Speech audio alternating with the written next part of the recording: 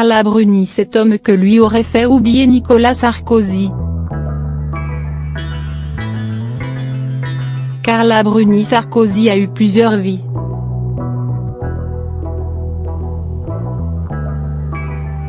D'abord celle d'un top modèle, d'une star des catwalks.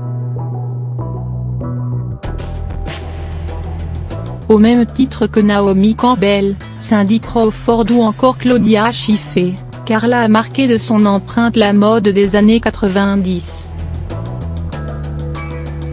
Puis la jeune femme a quitté avec succès ce monde de strass et de paillettes pour la musique.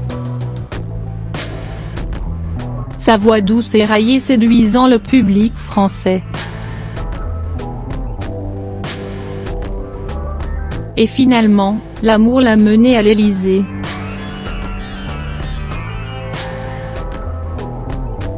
En 2008, quand elle rencontre Nicolas Sarkozy, elle tombe amoureuse du président de la République. Elle devient alors première dame, un rôle qu'elle prend à cœur même si ce n'est pas à quoi elle aspirait.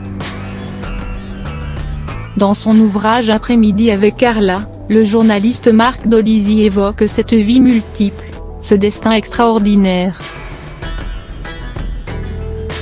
Interrogé par Madame Figaro, il raconte: c'est une femme assez complexe, qui a eu plusieurs vies dans une seule vie, avec des trajectoires extrêmement différentes, un destin assez hors du commun.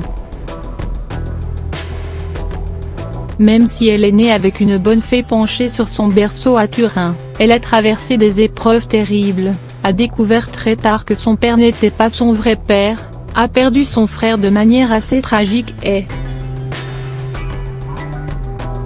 Marc Dolizzi connaît Carla depuis près de 15 ans.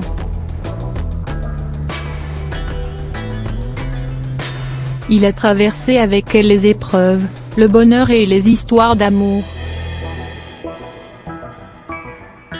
Avant Nicolas Sarkozy, le mannequin âgé aujourd'hui de 50 ans a eu des relations avec des hommes célèbres comme Eric Clapton, Louis Bertignac ou encore Raphaël Enthoven, père de son fils Aurélien. À ce sujet, l'ancien directeur de VSD explique le point commun entre tous ces hommes. C'est le talent.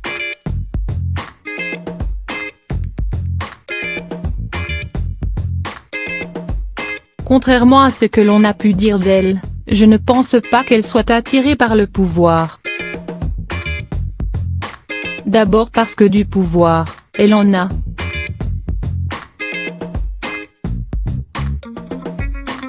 De l'argent, elle en a.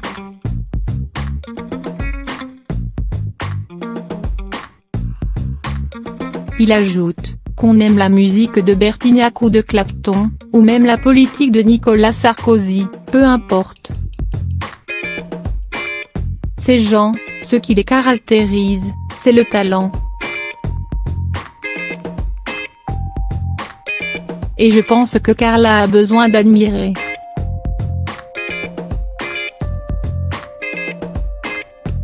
Pour finir, Marc Dolizzi évoque à demi-mot la relation qu'aurait eue Carla Bruni Sarkozy avec le leader des Rolling Stones, Mick Jagger.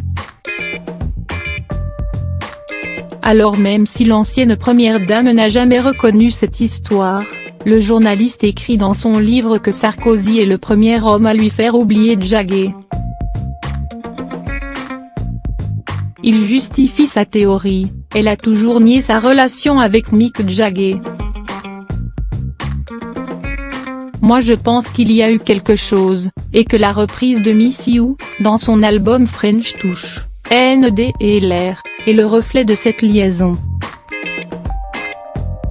Il n'empêche qu'aujourd'hui, elle est véritablement amoureuse de celui qui a été notre président pendant 5 ans. C'est l'homme qui lui a fait oublier les blessures de son passé.